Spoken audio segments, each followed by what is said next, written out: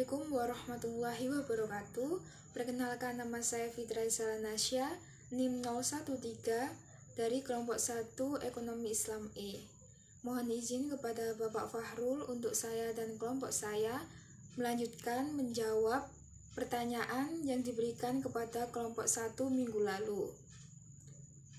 Yang pertama, pertanyaan nomor 3. Bagaimana aktivitas perdagangan spekulatif berdampak pada harga komoditas di pasar keuangan? Aktivitas perdagangan spekulatif pada pasar keuangan dapat berdampak pada harga komoditas di pasar keuangan.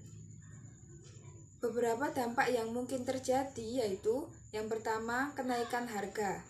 Peningkatan aktivitas spekulatif pada pasar komoditas pangan sejak 2020 mengindikasikan adanya spekulasi finansial yang bisa saja berkontribusi pada kenaikan harga komoditas. Yang kedua, volatilitas harga. Kenaikan harga komoditas dapat menghambat pertumbuhan ekonomi, khususnya di negara yang mengimpor komoditas yang mengalami kenaikan harga, yang secara jangka panjang dapat memicu volatilitas harga. Yang ketiga, resiko pasar. Perdagangan berjangka komoditi memberikan kemudahan dalam kegiatan melakukan pengalihan resiko atau hedging dalam rangka mengurangi resiko pasar. Namun, aktivitas perdagangan spekulatif juga dapat meningkatkan resiko pasar, terutama jika dilakukan oleh spekulan yang tidak memiliki kepentingan real dalam pasar tersebut. Dalam beberapa kasus, aktivitas perdagangan spekulatif dapat memperburuk krisis harga pangan global dan menyebabkan inflasi harga pangan. Oleh karena itu, pemerintah beberapa negara mencoba meredam dampak negatif dari semakin tingginya biaya hidup terhadap rumah tangga dengan memberikan subsidi serta kebijakan perlindungan sosial lainnya. Untuk pertanyaan selanjutnya akan dijelaskan oleh teman saya, Saila. Pertanyaan dari Alfa, yakni mengenai bagaimana pengaruh perubahan terhadap Astagfirullah. Baik, saya ulang, mohon maaf. Pertanyaannya yakni mengenai bagaimana pengaruh perubahan harga terhadap jumlah permintaan pada fungsi permintaan. Nah, jawaban dari saya yakni perubahan harga memiliki pengaruh yang signifikan terhadap jumlah permintaan dalam konteks fungsi permintaan dalam ilmu ekonomi. Pengaruh ini tercermin dalam hukum permintaan yang dikenal sebagai hukum permintaan, yang menyatakan bahwa semua faktor lain tetap. Semakin tinggi harga suatu barang atau jasa, semakin rendah jumlah yang diminta, dan sebaliknya. Semakin rendah harga suatu barang atau jasa, semakin tinggi pula jumlah yang diminta. Nah, dalam hal ini ada dua pengaruh utama perubahan harga terhadap jumlah permintaan. Yang pertama yakni efek substitusi. Jadi ketika harga suatu barang naik, maka konsumen cenderung mencari barang pengganti yang lebih murah. Nah, untuk efek yang kedua, yakni efek pendapatan. Perubahan harga juga dapat mempengaruhi daya beli konsumen. Jika harga suatu barang yang mengalami penurunan harga, maka konsumen akan merasa memiliki daya beli yang lebih tinggi, dan sebaliknya. Selain itu, dalam fungsi permintaan, perubahan harga seringkali diwakili dengan elastisitas harga permintaan. Elastisitas harga permintaan mengukur sejauh mana jumlah permintaan akan merespon perubahan harga. Jika elastisitas harga permintaan lebih dari 1, maka perubahan harga akan menghasilkan perubahan yang lebih besar dalam jumlah permintaan. Dan jika elastisitas harga permintaan kurang dari 1, maka perubahan harga akan menghasilkan perubahan yang lebih kecil dalam jumlah permintaan. Dengan kata lain, fungsi permintaan perubahan harga adalah salah satu faktor utama yang memengaruhi perilaku konsumen dan jumlah barang atau jasa yang diminta. Perubahan ini dapat dijelaskan melalui hukum permintaan dan konsep elastisitas harga permintaan. Terima kasih, sekian jawaban dari saya. Mohon maaf bila ada salah. Wassalamualaikum warahmatullahi wabarakatuh. Perkenalkan, nama saya Andra Agung Prasetya dari kelas Ekonomi Islam tahun 2023 kelas E. Di sini saya akan menjawab pertanyaan dari Ardian tentang yaitu bagaimana mekanisme pasar berlaku dalam perdagangan internasional.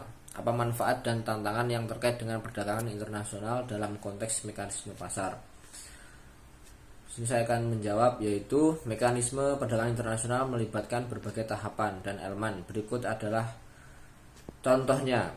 Yang pertama adalah spesialisasi. Negara-negara cenderung memproduksi barang dan jasa mereka hasilkan secara efisien atau memiliki keunggulan komparatif dalam produksinya. Yang kedua, ekspor dan impor. Negara-negara menjual barang dan jasa yang mereka produksi berlebihan kepada negara lain yang membutuhkannya, sementara mereka mengimpor barang dan jasa yang mereka butuhkan tetapi tidak menghasilkannya sendiri. Yang ketiga adalah pasar internasional. Transaksi ini terjadi di pasar internasional di mana harga ditentukan oleh kekuatan penawaran dan permintaan global. Yang keempat adalah perdagangan bebas.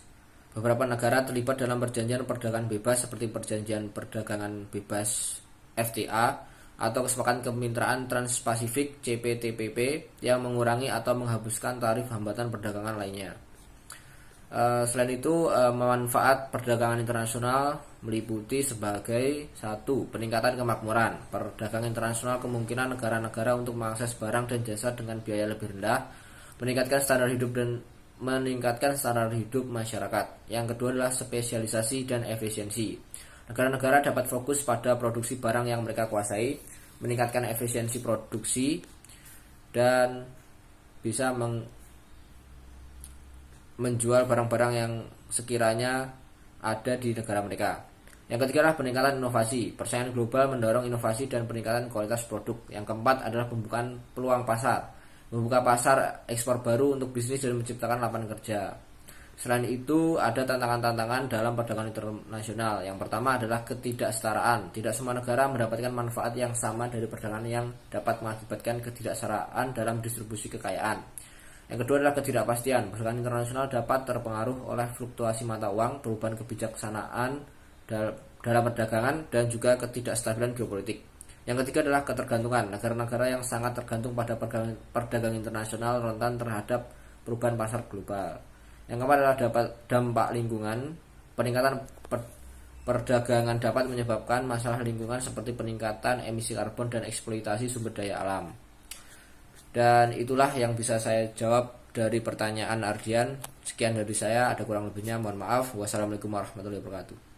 Baik, di sini saya akan membacakan pertanyaan terakhir dari Malikatus dengan pertanyaan bagaimana perusahaan menggunakan elastisitas permintaan untuk menciptakan harga produk mereka. Di sini saya akan menjawabnya. Perusahaan dapat menggunakan konsep elastisitas permintaan untuk membantu menetapkan harga produk lebih bijak dengan cara yang pertama, mengidentifikasi jenis elastisitas. Yang kedua, melakukan penelitian pasar. Perusahaan harus melakukan penelitian pasar untuk mengidentifikasi respon konsumen terhadap perubahan harga. Yang ketiga, menggunakan harga diskon dan penyesuaian. Yang keempat, memperhatikan produk pengganti. Yang kelima, memantau perubahan dalam elastisitas. Perubahan tidak boleh menganggap elastisitas permintaan sebagai konstan. Ini bisa berubah seiring waktu karena faktor-faktor perubahan tren konsumen, perkembangan teknologi, atau persaingan baru. Yang terakhir, uji coba dan evaluasi. Kita dapat mengadakan uji coba harga dan mengukur dampaknya terhadap penjualan dan keuangan. Dari sini kita dapat membuat penyesuaian sesuai kebutuhan kita. Terima kasih.